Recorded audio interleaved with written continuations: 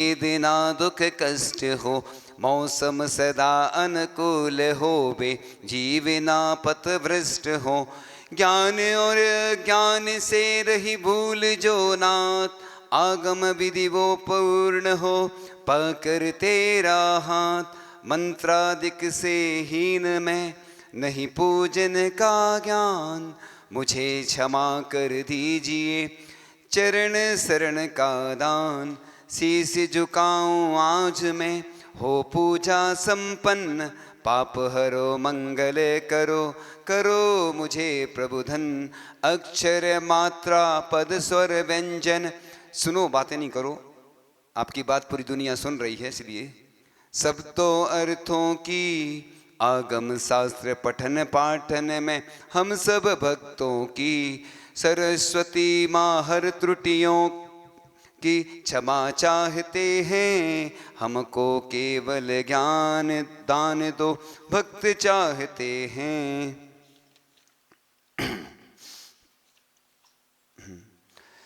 हे सुत देवी चिंतामणि सम चिंतित वस्तु दो, वंदन करने वाले हमको बोधि समाधि दो। निज स्वरूप परिणाम विशुद्धि धर्म चाहते हैं, मिले मोक्ष सुख सिद्धि संपदा सुब्रत ध्याते हैं।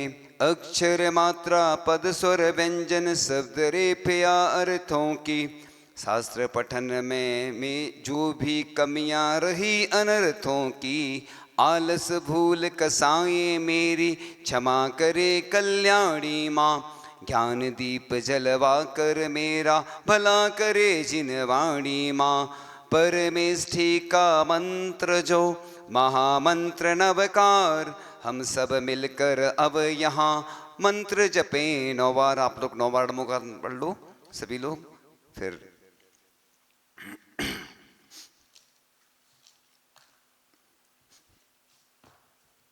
सर्वगुण गुरुदेव शिक्षण विद्यासागर जी महामुनि राज की, परम पूज्याचार्य श्री समय सागर जी महामुनि राज की, 3 कम 9 करोड़ मुनि राजों की, मुनि श्री धर्म सागर जी महाराज की, 10 लक्षण महापर्व की, उत्तम संयम धर्म की।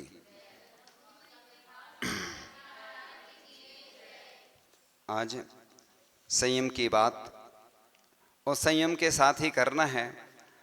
तो हम तो दुश्मन को भी मेहमान बना लेते हैं, हम तो शैतान को भी इंसान बना लेते हैं। मेरे भारत की संस्कृति है दुनिया वालों, हम तो पत्थर को भी भगवान बना लेते हैं।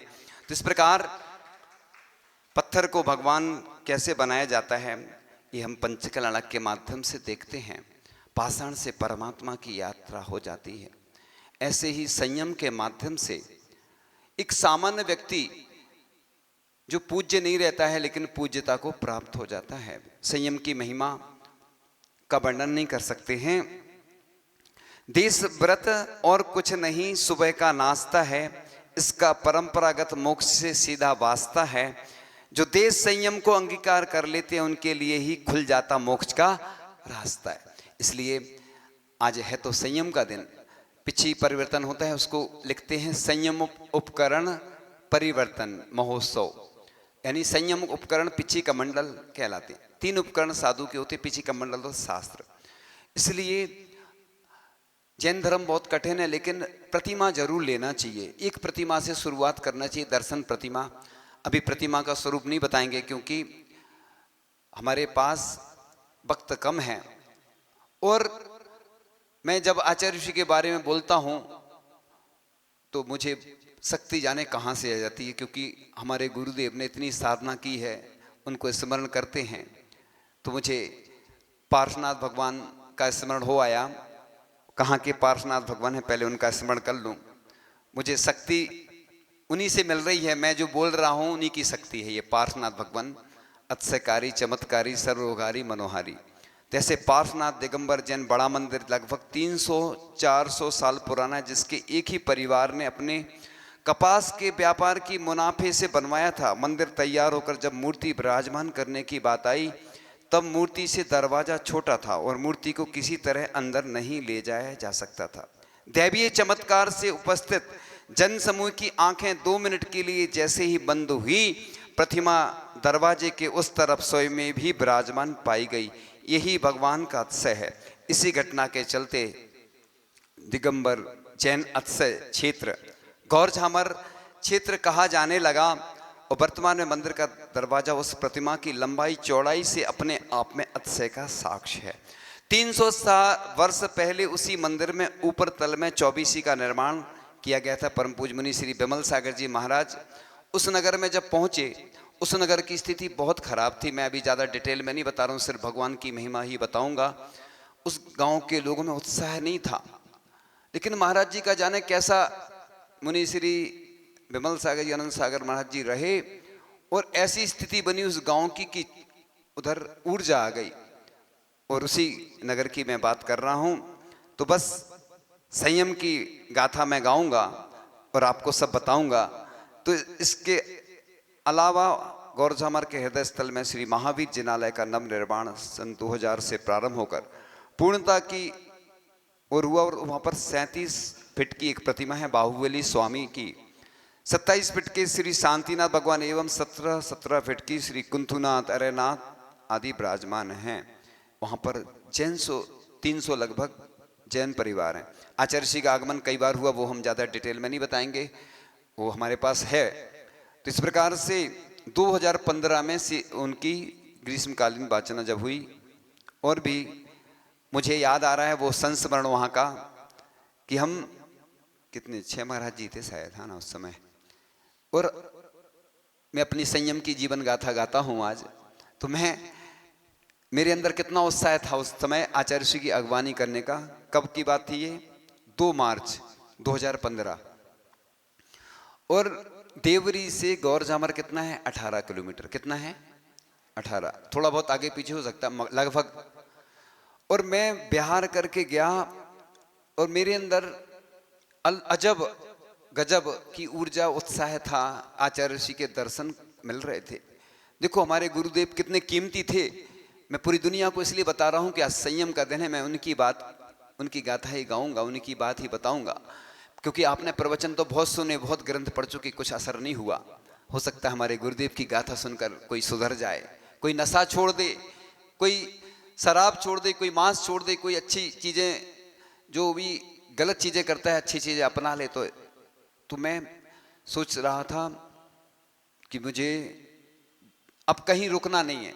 और मैं 18 किलोमीटर लगातार बिहार करते करते पहुंच तो गया गौर झामर, बैठा कहीं नहीं। मैं जिंदगी का पहला ऐसा था मेरी घटना कि बैठा कहीं नहीं। और शाम हो गई और रात भर मुझे नींद नहीं आई।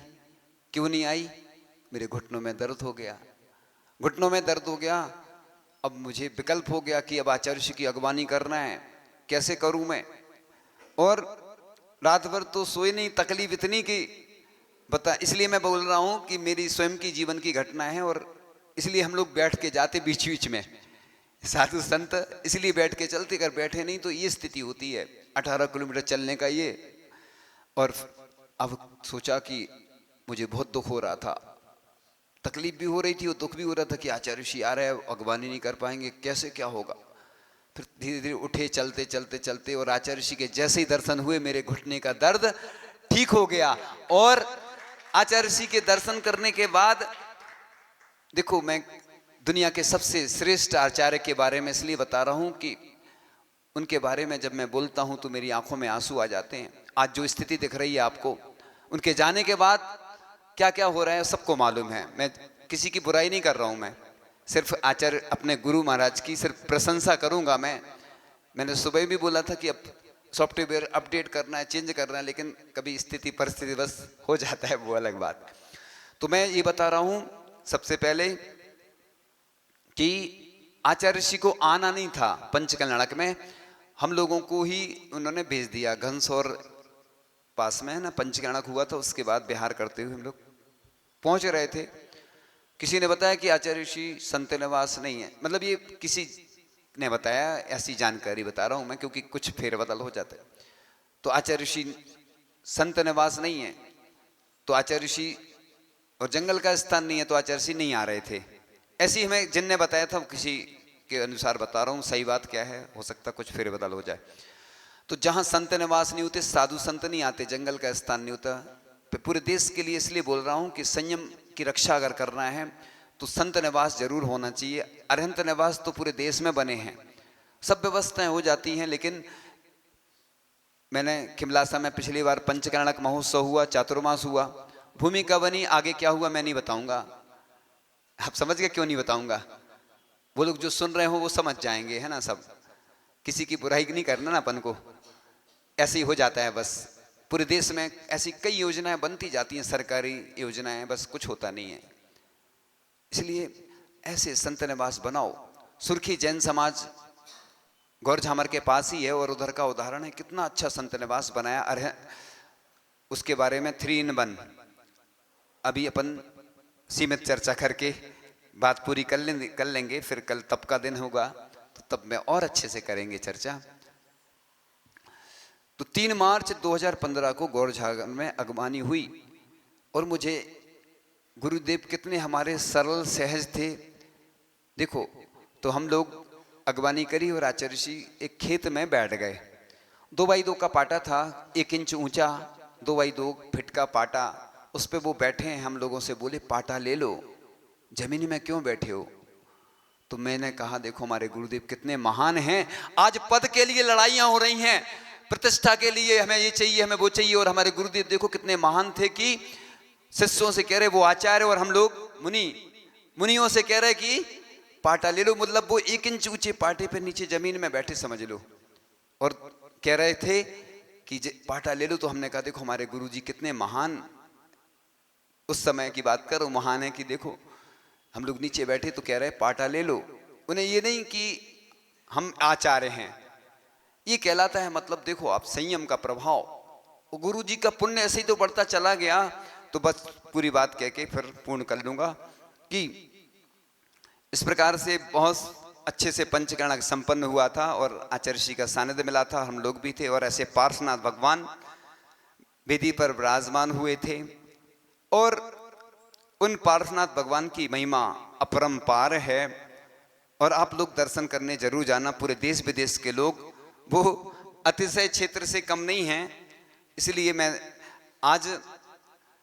मैं जो बोल रहा हूं उन्हीं की शक्ति से बोल रहा हूं, बस उन्हीं की भक्ति, उन्हीं की शक्ति। मैं सामयिक कर रहा था और मुझे याद आ गया पार्श्वनाथ भगवान, और बस मेरे अंदर जो एनर्जी है उन पार्श्वनाथ भगवान के दर्शन करने से मैंने कहा मुझे उन पार्श्वनाथ भगवान का अगर कोई आए तो गंदू तक जरूर भेज देना। उनकी महिमा अपरंपार है। ऐसे पार्श्व प्रभु यहां भी विराजमान है। और वाकई में मैं ज्यादा तो नहीं बोलता हूं, लेकिन प्रभु गुरु की कृपा वाकई में अपरंपार होती है। इसलिए मैं कुछ बात और कह के, थोड़ा सा आज देर भी हो जाए तो कोई दिक्कत नहीं, थोड़ा सा बस। तो बस ऐसे आचार्य श्री जिन्होंने प्रतिभा स्थली शांतिधरा पूरी मैत्री के माध्यम से जो वो काम छोड़ गए हैं, मुझे इतनी शक्ति दें। बस मैं आपका छोटा सा शिशु, मुझे कुछ नहीं आवश्यकता है अब, न किसी व्यक्ति की न किसी शक्ति की। बस आप की जो भावना पूर्ण आप छोड़ गए हैं, मैं उनको साकार कर सकूं और साधना कर सकूं, तपस्या कर सकूं। गौशाला, हथकरघा, अनुशासन, जितने तीर्थ क्षेत्रों के जो कार्य हैं, लोग आपके नाम पर क्या क्या कर रहे हैं वो सब मालूम है, आप देख रहे हैं।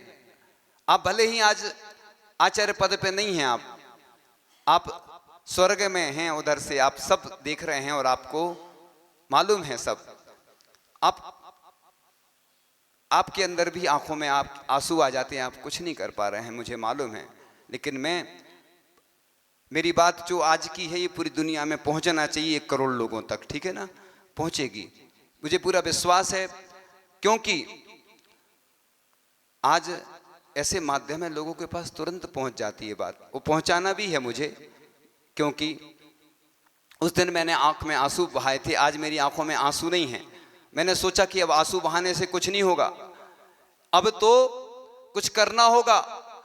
लोग सोने लगे हैं, अब उनको जगाना पड़ेगा। जैसे ट्रेन का उदाहरण दिया था, लोग ट्रेन में कैसे जगते हैं, सोने की दुकान वाले से पूछना वो कितना अलर्ट रहता है, कोई चोरी नहीं कर ले जाए।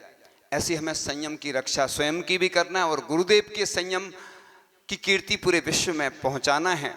इसलिए गुरुदेव से प्रार्थना करते हैं कि आप आचार्य परमेश जी के रूप में जब तक रहे। और आज हमारे पूज्य आचार्य श्री समय सागर जी महाराज हैं, उनके चरणों में मैं यहीं से निवेदन करता हूँ, जो सुन रहे हैं वो बात हमारी पहुँचा देना, और हम तो पहुँचा देंगे। सुन रहे हैं, पहुँच जाएगी हमारी बात, हम पहुँचा देंगे, उनकी कृपा हमारे ऊपर है। तो बस भले ही मैं जैन धर्म के लिए शहीद हो जाऊंगा, लेकिन अंतिम श्वास तक हे प्रभु हे गुरु आपके ही गीत गाऊंगा।